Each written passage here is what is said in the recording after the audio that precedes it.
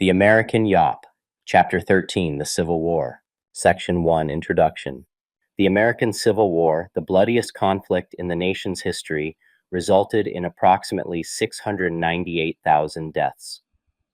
The war touched the lives of nearly every American as military mobilization reached levels never seen before or since. The vast majority of Northern soldiers went to war to preserve the Union, but the war ultimately transformed into a struggle to eradicate slavery. African Americans, both enslaved and free, pressed the issue of emancipation and helped to catalyze this transformation. Simultaneously, women put themselves into critical wartime roles while navigating a world without many men of military age. The Civil War was a defining event in the history of the United States and, for the Americans thrust into it, a wrenching one. Section 2, the election of 1860 and secession.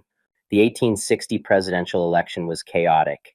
In April, the Democratic Party convened in Charleston, South Carolina, the bastion of secessionist sentiment in the South. Democratic delegates sought to nominate a candidate for their party ticket, but the party was deeply divided. Northern Democrats supported Senator Stephen Douglas of Illinois, a champion of popular sovereignty, while Southern Democrats were intent on endorsing someone other than Douglas. The party leader's refusal to include a pro-slavery platform resulted in Southern delegates walking out of the convention, preventing Douglas from gaining the two-thirds majority required for a nomination. The Democrats ultimately ended up with two presidential nominees. Northern and Southern Democrats each held subsequent conventions in Baltimore, respectively nominating Douglas and the current Vice President John C. Breckinridge of Kentucky as their candidates. The nation's oldest party had split over the issue of slavery. Initially, the Republican Party was hardly unified around a single candidate itself.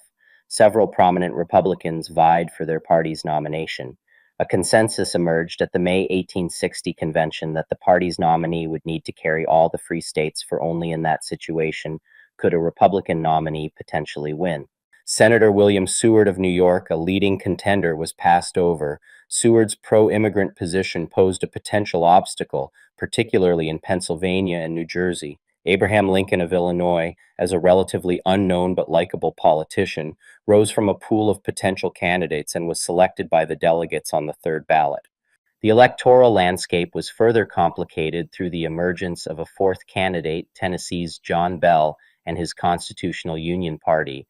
The Constitutional Unionists, composed of former Whigs and a few Southern Democrats, made it their mission to avoid the specter of disunion while doing little else to address the issues tearing the country apart.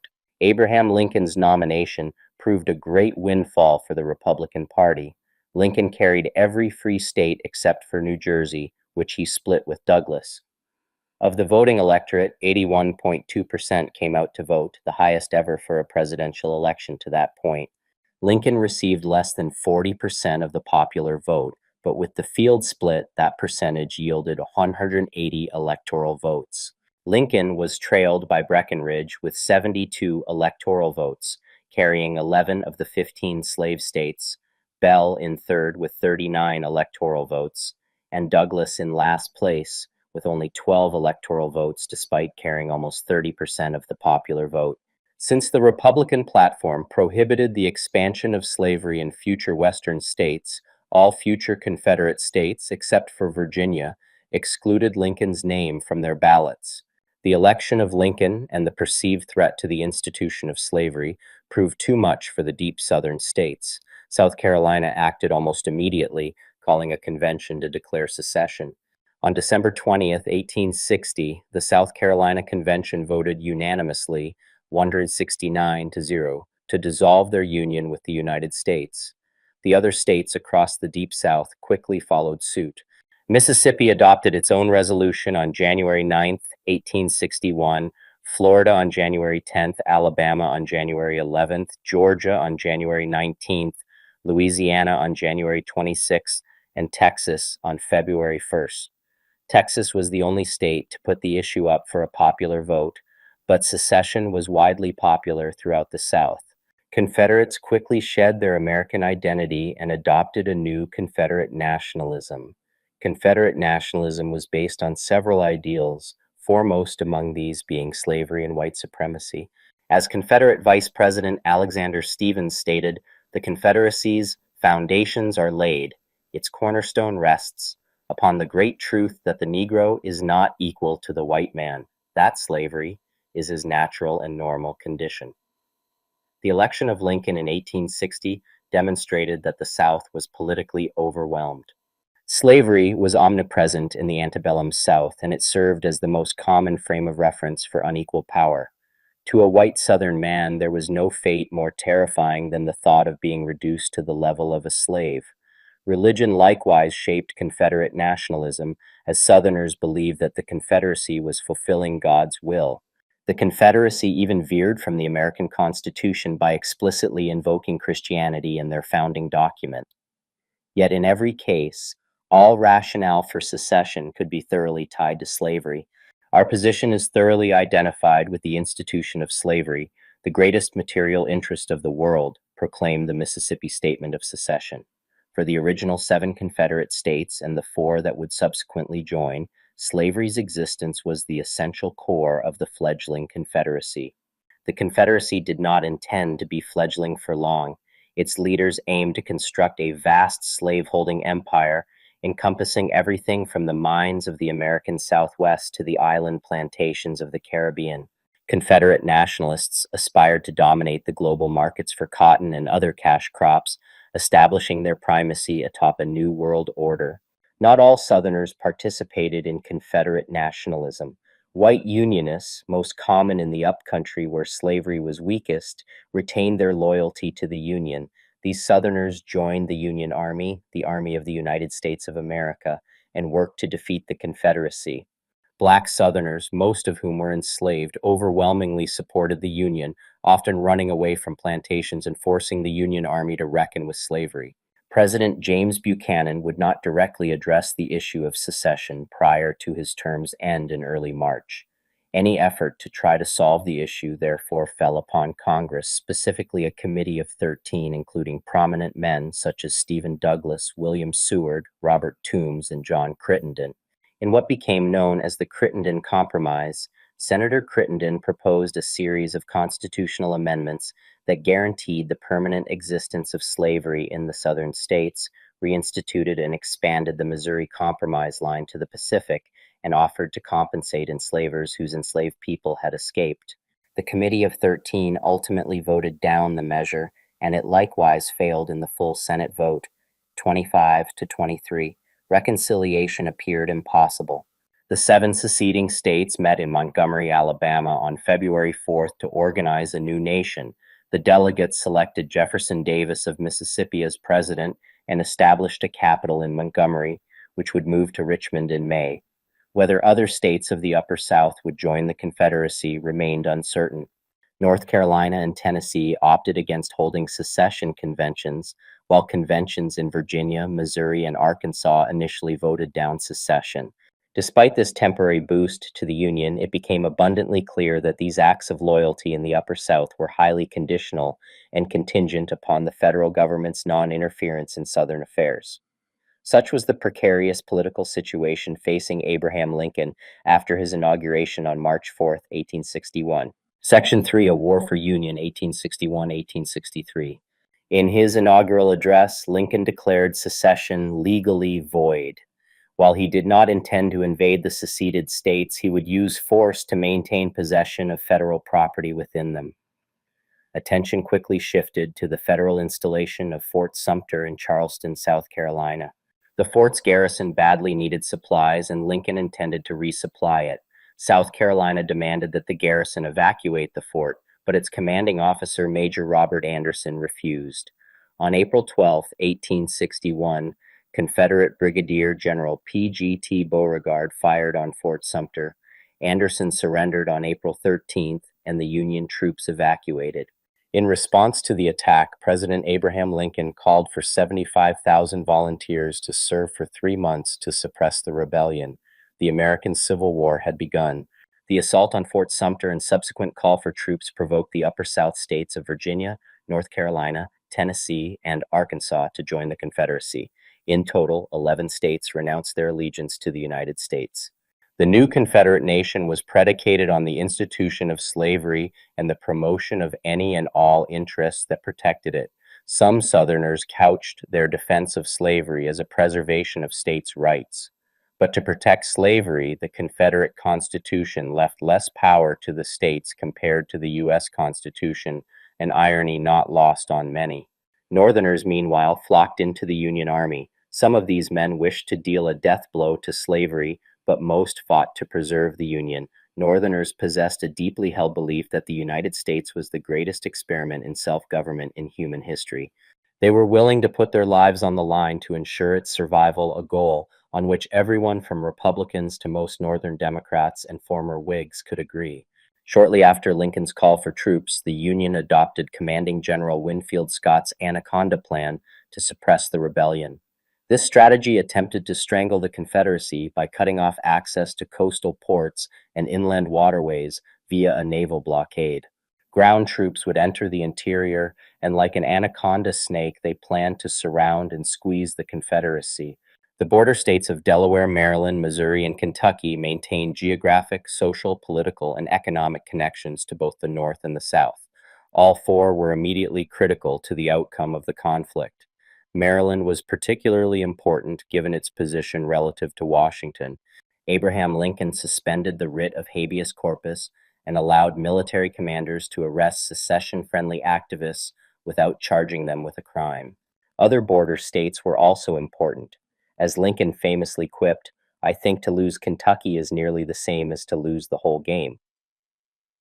Lincoln and his military advisors realized that the loss of the border states could mean a significant decrease in Union resources and threaten the capital in Washington. Lincoln consequently hoped to foster loyalty among their citizens, enabling Union forces to minimize their occupation. Despite terrible guerrilla warfare in Missouri and Kentucky, the four border states remained loyal to the Union throughout the war. Foreign countries, primarily in Europe, closely watched the unfolding war. The United States represented the greatest example of democratic thought at the time, and individuals from Britain, France, Spain, Russia, and beyond closely followed events across the Atlantic Ocean. If American democracy failed, democratic activists in Europe wondered what hope might exist for such experiments elsewhere. Conversely, those with close ties to the cotton industry watched with other concerns. War meant the possibility of disrupting the cotton supply, which could have catastrophic ramifications in commercial and financial markets abroad. Aware of this fact, the Confederacy engaged in cotton diplomacy, instituting a cotton embargo against Britain and France to coerce them into supporting its independence. But these nations instead turned to cultivating other markets. Though tensions flared between the United States and Britain on several occasions, no foreign power ultimately intervened in the Civil War. While Lincoln, his cabinet, and the War Department devised strategies to defeat the rebel insurrection, Black Americans quickly forced the issue of slavery as a primary issue in the debate. As early as 1861, Black Americans implored the Lincoln administration to serve in the Army and Navy. Lincoln initially waged a conservative, limited war. He stressed that his goal was to preserve the Union rather than to end slavery, lest he alienate the loyal slave-holding border states. He likewise refused to allow Black volunteers to join the military. Yet Army commanders could not ignore the growing populations of formerly enslaved people who took matters into their own hands by escaping to freedom behind Union Army lines. As the number of refugees ballooned, Lincoln and Congress increasingly found it harder to ignore the slavery question. In May 1861, Union General Benjamin F. Butler went over his superiors' heads and began accepting freedom seekers who escaped to Fort Monroe in Virginia. Butler labeled runaways contraband of war. He reasoned that he had as much a right to confiscate this form of enemy property as he did to seize enemy horses or cannons. Later that summer, Congress affirmed Butler's policy in the first Confiscation Act. The act left contrabands, as these runaways were called, in a state of limbo. Once an enslaved person escaped to Union lines, their enslaver's claim was nullified. These persons were not, however, free citizens of the United States. Runaways lived in contraband camps where disease and malnutrition were rampant. Women and men were required to perform the drudge work of war, raising fortifications, cooking meals, and laying railroad tracks. Still, thousands of enslaved people seized the opportunity of this potential path to freedom. These refugees managed to foster new communities amid the difficulties of the contraband camps. Fugitives posed a dilemma for the Union military. Soldiers were forbidden to interfere with slavery or assist runaways, but many soldiers found such a policy unchristian. Even those indifferent to slavery were reluctant to turn away potential laborers or help the enemy by returning his property. Formerly enslaved people possessed useful information on the local terrain and rebel positions and often offered to serve as spies and guides for the Union military. Union officers became particularly reluctant to turn away freedom seeking people when Confederate commanders began forcing enslaved laborers to work on fortifications. Every enslaved person who escaped to Union lines was considered a loss to the Confederate war effort. Any hopes for a brief conflict were eradicated when Union and Confederate forces met on July 21, 1861, at the First Battle of Bull Run near Manassas, Virginia. While not particularly deadly, the Confederate victory proved that the Civil War would be long and costly. Furthermore, in response to the embarrassing Union rout, Lincoln removed Brigadier General Irvin McDowell and promoted Major General George B. McClellan to commander of the newly formed Army of the Potomac. For nearly a year after Bull Run, the Eastern Theater remained relatively silent. Smaller engagements only resulted in a bloody stalemate. But while the military remained quiet, the same could not be said of Republicans in Washington. The absence of obstructionist Southerners in Congress allowed Republicans to finally pass the Whig economic package, including the Homestead Act, the Land Grant College Act, aka the Morrill Act, and the Pacific Railroad Act. The federal government also began moving toward a more nationally controlled currency, the greenback, and the creation of banks with national characteristics. New centralized American financial systems vaulted onto the international stage, tying European nations more closely to the Union. These Republican acts proved instrumental in the expansion of the federal government and industry. The Democratic Party, absent its Southern leaders, divided into two camps. War Democrats largely stood behind President Lincoln in the fight to preserve the Union. Peace Democrats, also known as Copperheads, clashed frequently with both War Democrats and Republicans. Copperheads were sympathetic to the Confederacy. They exploited public anti-war sentiment, often the result of a lost battle or mounting Union casualties, and tried to pressure President Lincoln into negotiating an immediate peace. Had the Copperheads succeeded in their machinations, the Union would have been forced to recognize the Confederacy as a separate and legitimate government, and the institution of slavery would have remained intact. While Washington buzzed with political activity, military life consisted of relative monotony punctuated by brief periods of horror. Daily life for a Civil War soldier was one of routine. A typical day began around 6 in the morning and involved drill, marching, lunch break, and more drilling, followed by policing the camp. Weapon inspection and cleaning followed, perhaps one final drill, dinner, and taps around 9 or 9:30 in the evening. Soldiers in both armies grew weary of the routine. Picketing or foraging afforded welcome distractions to the monotony. Soldiers devised clever ways of dealing with the boredom of camp life. The most common was reading and writing. These were highly literate armies. 9 out of every 10 Federals and 8 out of every 10 Confederates could read and write. Letters home served as a tether linking soldiers to their loved ones. Newspapers were often in high demand. News of battles, events in Europe, politics in Washington and Richmond, and local concerns were voraciously sought after and traded. While there were nurses, camp followers, and some women who disguised themselves as men, camp life was overwhelmingly male. A sizable amount of these men, as much as 10% of Union soldiers, were underage boys who misrepresented their ages in enlisting. Soldiers drank liquor, smoked tobacco, gambled, and swore. Social commentators feared that when these men returned home with their hard drinking and irreligious ways, all decency, faith, and temperance would depart. But not all methods of distraction were sinful. Soldiers also organized debate societies, composed music, sang songs, wrestled, raced horses, boxed, and played various sports. Neither side could consistently provide supplies for their soldiers, so it was not uncommon, though officially forbidden, for common soldiers to trade with the enemy. Confederate soldiers prized Northern newspapers and coffee.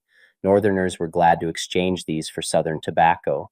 Supply shortages and poor sanitation were synonymous with Civil War armies.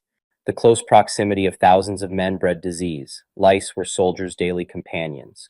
Music was popular among the soldiers of both armies, creating a diversion from the boredom and horror of the war.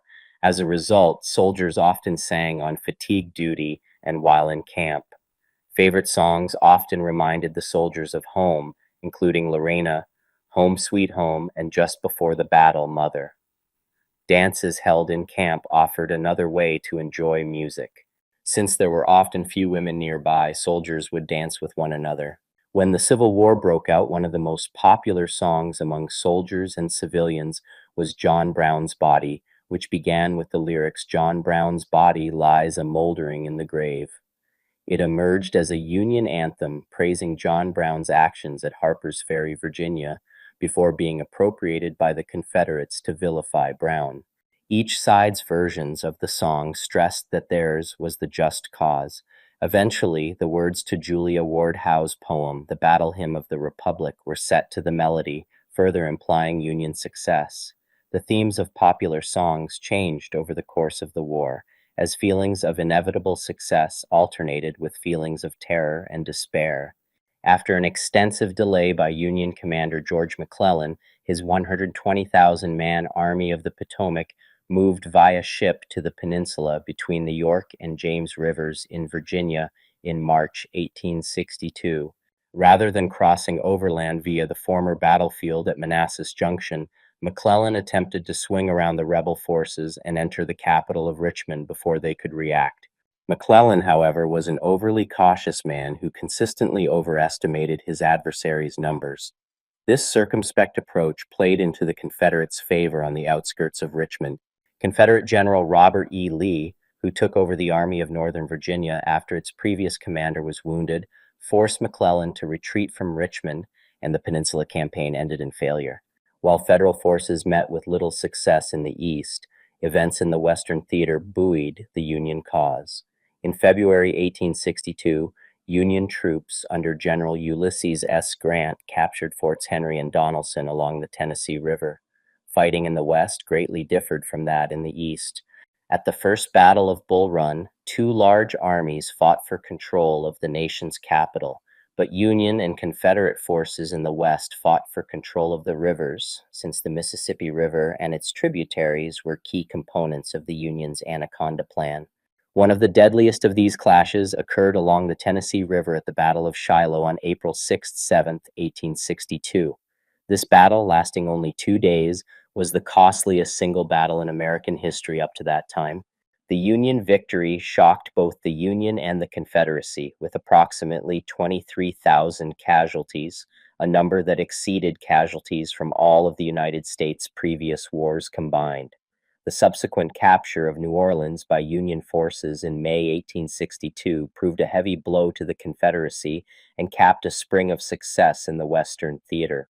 War also came to the American Southwest. In response to secessionist sentiment in the southern portion of the New Mexico Territory, encompassing modern-day New Mexico, Arizona, and part of Nevada, the Confederates implemented their imperial ambitions. They invaded in 1861 and established the Arizona Territory, hoping to carve a path to California. The Union countered, driving the rebels out of the region in the Battle of Glorieta Pass in July 1862. Union forces then moved to carry out their own expansionist aims, waging a systematic and destructive campaign of total war against Apache and Navajo tribes in the territory.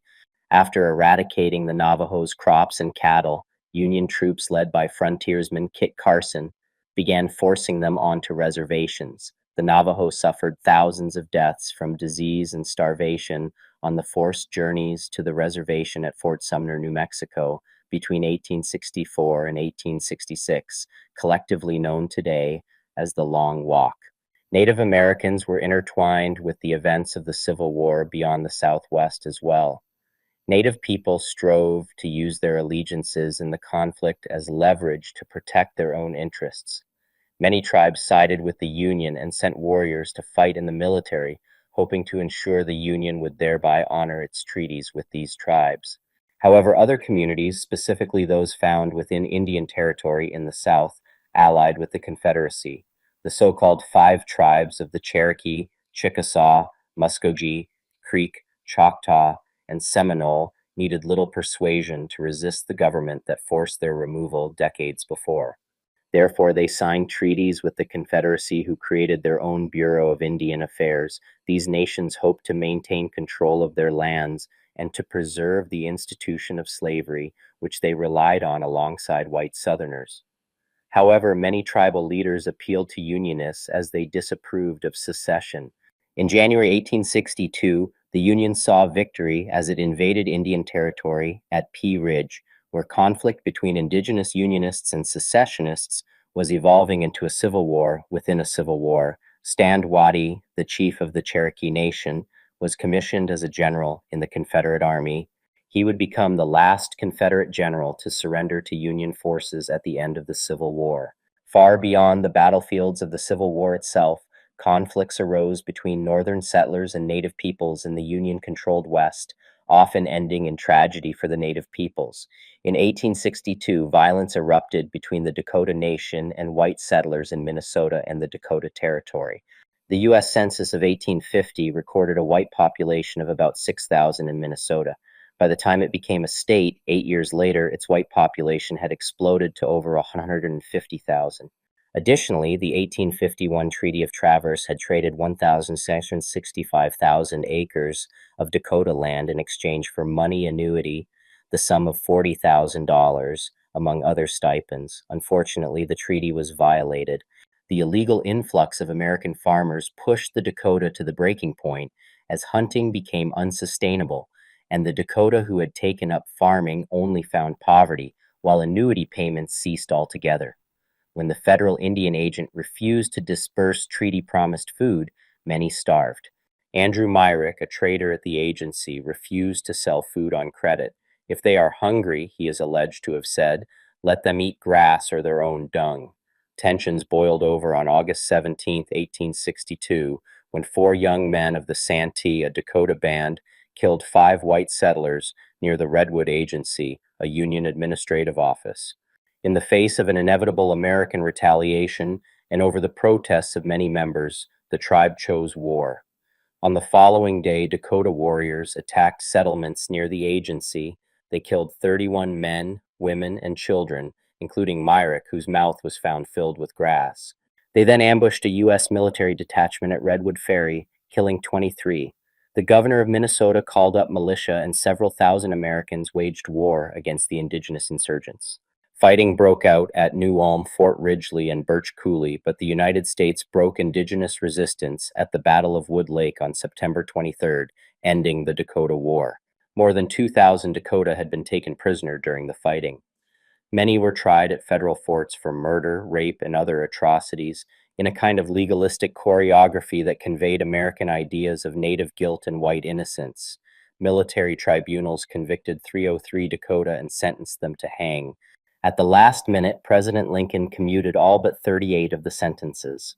Minnesota settlers and government officials insisted not only that the Dakota lose much of their reservation lands and be removed farther west, but that those who had fled be hunted down and placed on reservations as well. The American military gave chase.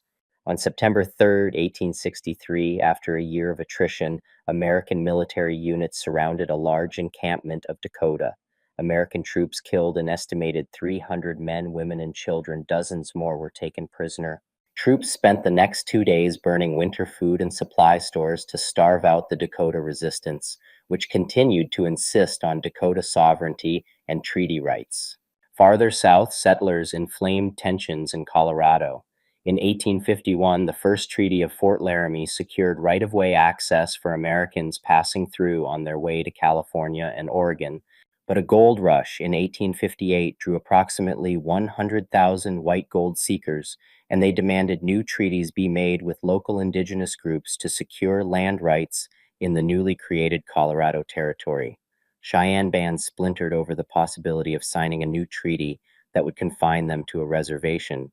Settlers, already wary of raids by powerful groups of Cheyenne, Arapaho, and Comanche, began reading sensationalist accounts of the uprising in Minnesota in their local newspapers. Militia leader John M. Chivington warned settlers in the summer of 1864 that the Cheyenne were dangerous. He fanned the flames of war and promised a swift military victory. The settlers soon sparked open conflict, and sporadic fighting broke out. The aged Cheyenne chief Black Kettle, believing that a peace treaty would be best for his people, traveled to Denver to arrange for peace talks. He and his followers traveled toward Fort Lyon in accordance with government instructions. But on November 29, 1864, Chivington ordered his 700 militiamen to move to the Cheyenne camp near Fort Lyon at Sand Creek. Even though the Cheyenne attempted to declare their peaceful intentions, Chivington's militia mercilessly cut them down. Chivington's men killed 200 men, women, and children in an unmitigated slaughter. The Sand Creek Massacre became a national scandal, alternately condemned and applauded across the land. The Civil War raged on, both on sea and land. Union and Confederate navies helped or hindered army movements around the many marine environments of the southern United States. Each navy employed the latest technology to outmatch the other. The Confederate Navy, led by Stephen Russell Mallory, had the unenviable task of constructing a fleet from scratch and trying to fend off a vastly better equipped Union Navy. Led by Gideon Welles of Connecticut, the Union Navy successfully implemented Winfield Scott's Anaconda Plan. The future of naval warfare also emerged in the spring of 1862 as two ironclad warships fought a duel at Hampton Roads, Virginia. The age of the wooden sail was gone, and naval warfare would be fundamentally altered. On the ground, the actions of Black Americans were pushing the Union toward a war of emancipation by the summer of 1862. So too were their allies in the biracial abolitionist movement. Anti-slavery activists developed an innovative strategy to convince white Northerners that emancipation was in their self-interest, that it was the only way to weaken the slavery-powered Confederacy and win the war. Their increasingly popular arguments eventually gained the support even of war Democrats and old Whigs like Daniel S. Dickinson and Edward Everett, who embraced the necessity of emancipation as a war measure. Such sentiment soon translated into political action. In April 1862, Congress abolished the institution of slavery in the District of Columbia. That July, Congress passed the Second Confiscation Act, effectively emancipating enslaved people on land that came under Union control. Word traveled fast among enslaved people, and this legislation led to even more runaways making their way into Union lines. Abraham Lincoln's intentions on emancipation also evolved. Over the summer of 1862, Lincoln began floating the idea of an Emancipation Proclamation to members of his cabinet. By August, he proposed the first iteration of the Emancipation Proclamation. While his cabinet supported such an idea, Secretary of State William Seward insisted that Lincoln wait for a decisive Union victory so the proclamation would not appear to be the desperate measure of a faltering government. That decisive victory, or a reasonably clear-cut one, at least occurred in the fall of 1862 along Antietam Creek in Maryland. Emboldened by their successes over the previous spring and summer, Lee and Confederate President Jefferson Davis planned to win a decisive victory in Union territory and end the war. On September 17, 1862, McClellan's and Lee's forces collided at the Battle of Antietam near the town of Sharpsburg. This was the first major battle of the Civil War to occur on Union soil. It remains the bloodiest single day in American history. Over 20,000 soldiers were killed, wounded, or missing. Despite the Confederate withdrawal and the high death toll, the Battle of Antietam was not a definitive Union triumph, yet it provided enough of a victory for Lincoln to issue the Emancipation Proclamation, which freed enslaved people in areas under Confederate control. There were significant exemptions to the Emancipation Proclamation, including the loyal border states and Union-occupied areas of the Confederacy. But while it was a far cry from a universal end to slavery, the Emancipation Proclamation proved unquestionably vital by transforming a war for the Union into one for both the Union and emancipation. Lincoln framed his proclamation as a war measure, hoping that stripping the Confederacy of its labor force would not only debilitate the Southern economy, but also weaken Confederate morale. Furthermore, the Battle of Antietam and the issuance of the Emancipation Proclamation all but ensured that the Confederacy would not be recognized by European powers. The Confederacy nonetheless fought on.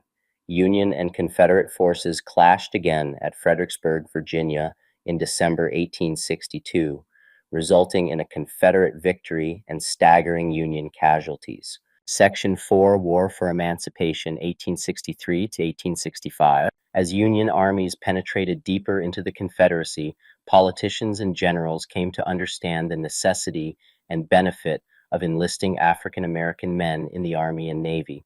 Although a few commanders began forming black units in 1862, such as Massachusetts abolitionist Thomas Wentworth Higginson's 1st South Carolina Volunteers, the 1st Regiment of Black Soldiers, widespread enlistment did not occur until the Emancipation Proclamation went into effect on January 1st, 1863. And I further declare and make known, Lincoln's proclamation read, that such persons of suitable condition will be received into the armed service of the United States to garrison forts, positions, stations, and other places, and to man vessels of all sorts in said service. The language describing black enlistment indicated Lincoln's implicit desire to segregate African American troops from the main campaigning armies of white soldiers. I believe it is a resource which, if vigorously applied now, will soon close the contest. It works doubly, weakening the enemy and strengthening us, Lincoln remarked in August 1863 about black soldiering. Although more than 180,000 black men, 10% of the Union Army, served during the war, most United States colored troops, USCT, remained stationed behind the lines as garrison forces, often laboring and performing non-combat roles. Black soldiers in the Union Army endured rampant discrimination and earned less pay than white soldiers, while also facing the possibility of being murdered or sold into slavery if captured. James Henry Gooding, a black corporal in the famed 54th Massachusetts Volunteers, wrote to Abraham Lincoln in September 1863, questioning why he and his fellow volunteers were paid less than white men. Gooding argued that because he and his brethren were born in the United States and selflessly left their private lives to enter the army, they should be treated as American soldiers, not as menial hirelings. African American soldiers defied the inequality of military service and used their positions in the army to reshape society in the North and South. The majority of the USCT had once been enslaved, and their presence as armed, blue-clad soldiers sent shock waves throughout the Confederacy. To their friends and families, African American soldiers symbolized the embodiment of liberation and the destruction of slavery. To white Southerners, they represented the utter disruption of the Old South's racial and social hierarchy. As members of the armies of occupation, black soldiers wielded martial authority in towns and plantations. At the end of the war, as a black soldier marched by a cluster of Confederate prisoners, he noticed his former enslaver among the group. "Hello, massa," the soldier exclaimed, "bottom rail on top this time." Leaders in the African American community recognized the greater importance of this military service. Through their martial valor on the battlefield, such leaders hoped black soldiers would convince white Northerners to grant their race full and equal rights. As Frederick Douglass argued, let the black man get an eagle on his button and a musket on his shoulder, and none could refuse him the right of citizenship. Douglass, Henry Highland Garnet, and other black leaders threw their all into recruiting for the new USCT regiments to make this dream a reality. The majority of the USCT occupied the South by performing garrison duty. Other black soldiers performed admirably on the battlefield, shattering white myths that docile, cowardly black men would fold in the maelstrom of war. Black troops fought in more than 400 battles and skirmishes, including Milliken's Bend and Port Hudson, Louisiana, Fort Wagner, South Carolina, Nashville, and the final campaigns to capture Richmond, Virginia. 15 black soldiers received the Medal of Honor, the highest honor bestowed for military heroism. Through their voluntarism, service, battlefield contributions, and even deaths, black soldiers successfully made their claims for citizenship. Many enslaved laborers accompanied their enslavers in the Confederate Army. They served their enslavers as camp servants, cooking their meals, raising their tents, and carrying their supplies. The Confederacy also impressed enslaved laborers to perform manual labor. There are 3 key points to make about these enslaved Confederates. First, their labor was almost always coerced. Second, people are complicated and have varying, often contradictory loyalties. An enslaved person could yearn for freedom and the Confederacy's collapse, but at the same time be concerned for the safety of his enslaver and the rebel soldiers he saw daily. And finally, white Confederates did not see African Americans as their equals, much less as soldiers. There was never any doubt that black laborers and camp servants were property. It is a stretch to claim that no enslaved person ever fired a gun for the Confederacy. A camp servant whose enslaver died in battle might well pick up his dead enslaver's rifle and continue firing, if for no other reason than to protect himself, but this would always have been on an informal basis. As a last act of desperation, the Confederate government did pass a law in March 1865 allowing for the enlistment of black soldiers. Only a few dozen African Americans, mostly Richmond hospital workers, signed up by the war's conclusion, however. African Americans never served on a battlefield as enlisted Confederate soldiers, despite modern day claims to the contrary. As 1863 dawned, Lee's Army of Northern Virginia continued its offensive strategy in the east. One of the war's major battles occurred near the village of Chancellorsville, Virginia, from April 30th to May 6, 1863. While the Battle of Chancellorsville was a stunning Confederate victory, it also resulted in heavy casualties and the mortal wounding of an important Confederate commander, Major General Thomas Stonewall Jackson, who was killed by friendly fire. Despite Jackson's death, Lee continued his offensive against Federal forces and invaded Pennsylvania in the summer of 1863. During the three-day battle, July 4 and 3rd, at Gettysburg, heavy casualties crippled both sides. But after a failed and devastating infantry assault on July 3rd against the Union Center, known as Pickett's Charge, Lee retreated from Pennsylvania. The Gettysburg Campaign was Lee's final incursion into the North. The Battle of Gettysburg remains the bloodiest battle of the war, and in American history, with 51,000 casualties. In the West, meanwhile, Union forces continued their movement along the Mississippi River and its tributaries. Grant launched his campaign against Vicksburg, Mississippi, in the winter of 1862. Known as the Gibraltar of the West, Vicksburg was the last Confederate strongpoint on the Mississippi River, and its seizure would enable uninhibited Union travel along the waterway. Grant's Vicksburg campaign ended with the city's surrender on July 4, 1863. The fall of Vicksburg split the Confederacy in two. Despite Union success in the summer of 1863, discontent over the war simmered across the North. This was particularly true in the wake of the Enrollment Act, which initiated a draft of military-age men in the North.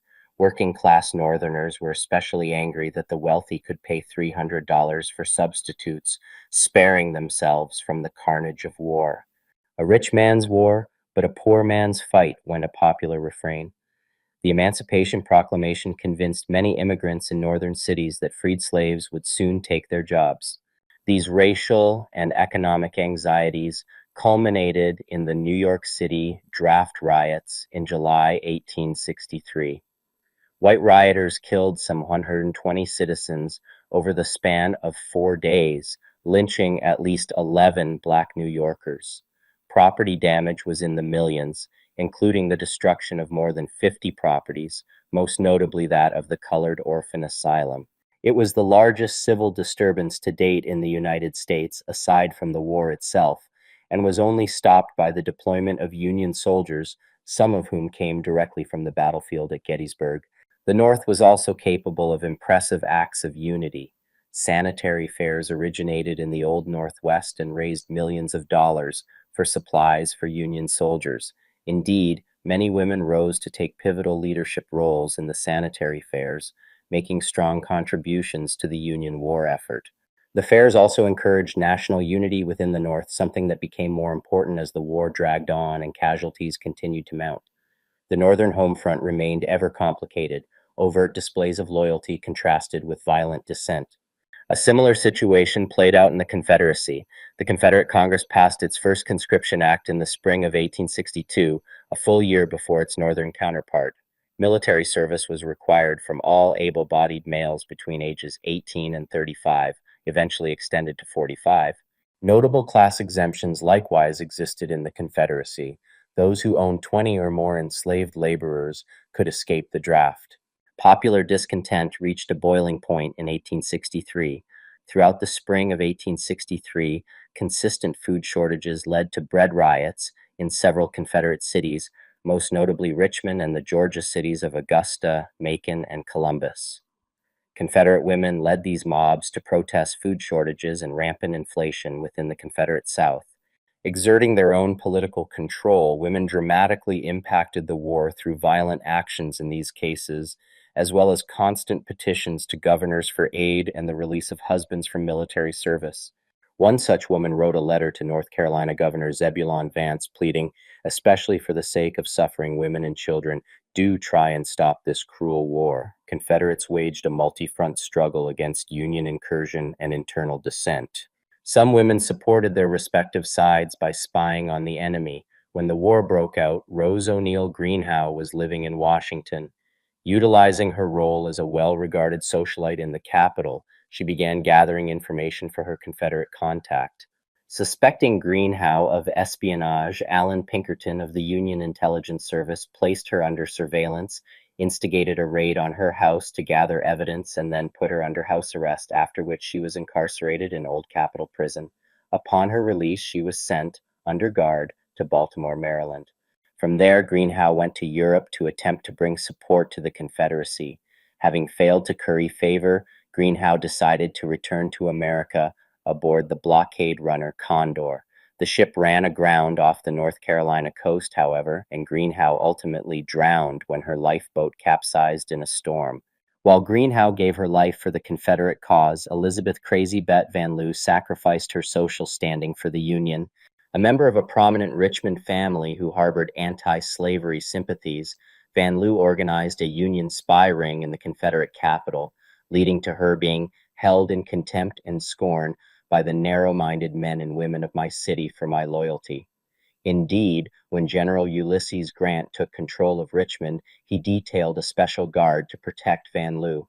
In addition to her espionage activities, Van Loo also acted as a nurse to Union prisoners in Libby Prison. Pro-Confederate Southern women, meanwhile, were eager to show their scorn for the enemy. Some women in New Orleans went so far as to dump their chamber pots onto the heads of unsuspecting Federal soldiers standing underneath their balconies, leading to Benjamin Butler's infamous General Order Number 28, which arrested all rebellious women as prostitutes. Military strategy shifted in 1864. The new tactics of hard war evolved slowly as restraint toward Southern civilians and property gave way to a concerted effort to demoralize Southern civilians and destroy the Southern economy. Grant's successes at Vicksburg and Chattanooga, Tennessee, November 1863, as well as Meade's overly cautious pursuit of Lee after Gettysburg, prompted Lincoln to promote Grant to commanding general of the United States Army in early 1864. This change in command brought some of the bloodiest battles of the Eastern Theater. Grant launched the Overland Campaign to take Richmond, demonstrating his willingness to tirelessly grind down the ever-dwindling Army of Northern Virginia. The two armies clashed repeatedly in the horrific battles of the Wilderness, Spotsylvania, and Cold Harbor. By June 1864, Grant's army surrounded the Confederate depot of Petersburg, Virginia. Siege operations cut off Confederate forces and supplies from the capital of Richmond. Out west, meanwhile, Union armies under the command of William Tecumseh Sherman implemented hard war strategies and made their way through central Tennessee and northern Georgia, capturing the vital rail hub of Atlanta in September 1864. Deaths mounted in 1864 not only from the battles themselves, but also from disease. Sickness afflicted both armies and accounted for over half of all Civil War casualties. Sometimes as many as half of the men in a company could be ill. The overwhelming majority of Civil War soldiers came from rural areas where less exposure to diseases meant soldiers lacked certain immunities. Vaccines for diseases such as smallpox were largely unavailable to those outside cities or towns. Despite the common 19th century tendency to see city men as weak or soft, soldiers from urban environments tended to succumb to fewer diseases than their rural counterparts. Tuberculosis, measles, rheumatism, typhoid, malaria, and smallpox spread almost unchecked among the armies. Civil War medicine focused almost exclusively on curing the patient rather than preventing disease. Many soldiers attempted to cure themselves by concocting elixirs and medicines themselves. These ineffective home remedies were often made from various plants the men found in woods or fields. There was no understanding of germ theory, and many soldiers did things that we would consider unsanitary today. They ate food that was improperly cooked and handled while practicing what we would consider poor personal hygiene. They did not take appropriate steps to ensure that drinking water was free from bacteria. Diarrhea and dysentery were common. These diseases proved especially dangerous as Civil War soldiers did not understand the value of replacing fluids as they were lost. As such, men affected by these conditions would weaken and become unable to fight or march. As they became dehydrated, their immune system became less effective, inviting other infections to attack the body. Through trial and error, soldiers began to protect themselves from some of the more preventable sources of infection. Around 1862, both armies began to dig latrines rather than rely on the local waterways. Burying human and animal waste also cut down on exposure to diseases considerably. Medical surgery was limited and brutal. If a soldier was wounded in the torso, throat, or head, little could be done by surgeons. Invasive procedures to repair damaged organs or stem blood loss invariably resulted in death.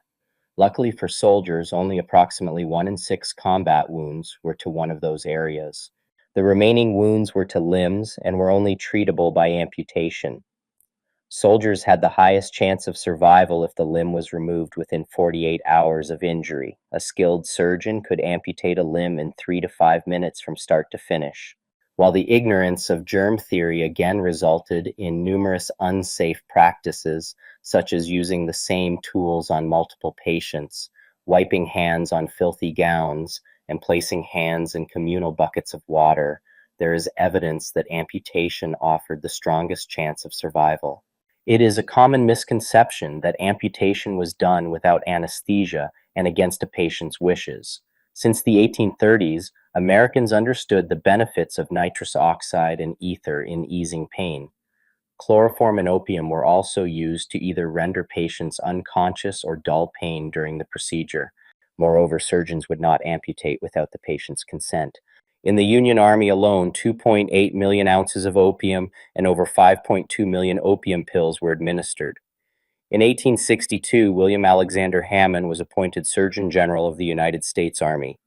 He sought to regulate dosages and manage supplies of available medicines, both to prevent overdosing and to ensure that an ample supply remained for the next engagement. However, his guidelines generally applied only to the regular Federal Army. Most Union soldiers were in volunteer units and organized at the state level. Their surgeons often ignored posted limits on medicines, or worse, experimented with their own concoctions made from local flora. The conditions in Union hospitals were somewhat superior to those in the Confederacy. This was partly due to the organizational skills of women like Dorothea Dix, the Union superintendent for Army nurses.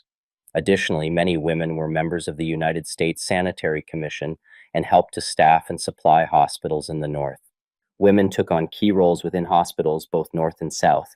The publisher's notice for Nurse and Spy in the Union Army stated, "In the opinion of many, it is the privilege of woman to minister to the sick and soothe the sorrowing, and in the present crisis of our country's history, to aid our brothers to the extent of her capacity." Mary Chesnut wrote, "Every woman in the house is ready to rush into the Florence Nightingale business." After visiting a hospital, however, she declared that "I can never again shut out of view the sights that I saw there of human misery.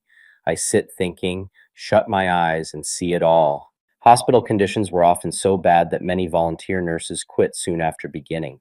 Kate Cumming volunteered as a nurse shortly after the war began. She and other volunteers traveled with the Army of Tennessee. All but one of the women who volunteered with Cumming quit within a week. Death came in many forms. Disease, prisons, bullets, even lightning and bee stings took men slowly or suddenly. Their deaths affected more than their regiments.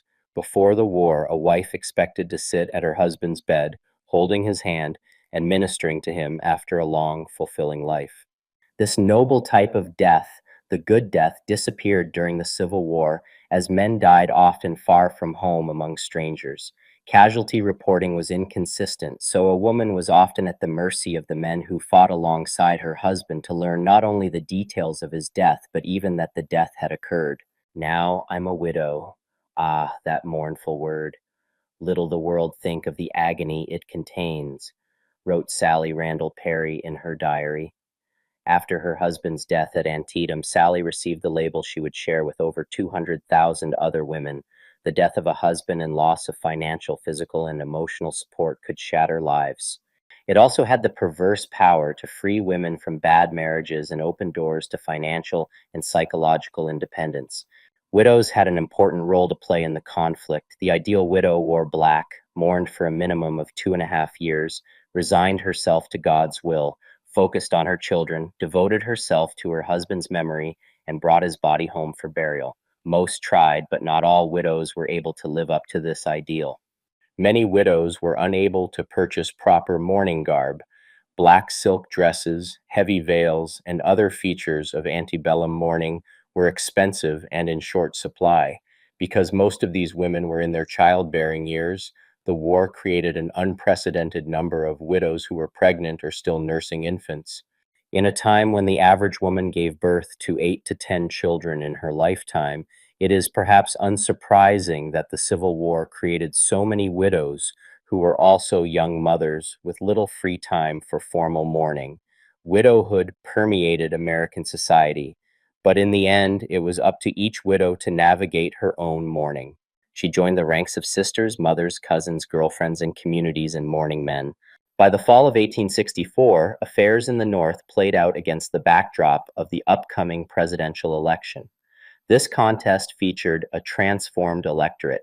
3 new states, West Virginia, Nevada, and Kansas, had been added since 1860, while the 11 states of the Confederacy did not participate. Lincoln and his vice presidential nominee, Andrew Johnson of Tennessee, ran as the National Union Party to attract conservative Unionists into the Republican fold. The main competition came from his former commander, General George B. McClellan. Though McClellan himself was a war Democrat, the Copperhead-friendly official platform of the Democratic Party in 1864 revolved around negotiating an immediate end to the war. McClellan's vice presidential nominee was George H. Pendleton of Ohio, a well-known Copperhead. Lincoln and McClellan each needed 117 electoral votes out of a possible 233 to win the presidency on November 8th. Lincoln doubted his chances of re-election throughout the campaign season, while McClellan assumed that large numbers of Union soldiers would grant him support. But thanks in great part to William Sherman's capture of Atlanta on September 2, 1864, as well as overwhelming support from Union troops, Lincoln easily won the election. He ultimately consolidated support from more radical Republican factions and members of the Radical Democracy Party, which demanded the end of slavery. Lincoln defeated McClellan in the popular vote, 55.1% to 44.9%. In the Electoral College, Lincoln's victory was even more pronounced, 212 to 21. Lincoln won 22 states, while McClellan only carried 3, New Jersey, Delaware, and Kentucky. In the wake of his re-election, Abraham Lincoln delivered his second inaugural address on March 4, 1865, in which he concluded in soaring rhetoric, "With malice toward none, with charity for all, with firmness in the right as God gives us to see the right, let us strive on to finish the work we are in, to bind up the nation's wounds, to care for him who shall have borne the battle, and for his widow and his orphan, to do all which may achieve and cherish a just and a lasting peace among ourselves and with all nations." Throughout late 1864 and 1865, the conflict ground on, proving incredibly deadly for both sides. Hard war Union campaigns in the West and the East destroyed Confederate infrastructure and demonstrated the efficacy of the Union's strategy.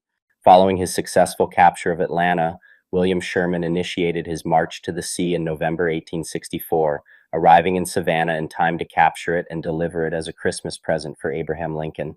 Sherman's path of destruction took on an even more destructive tone as he moved into the heart of the Confederacy in South Carolina in early 1865.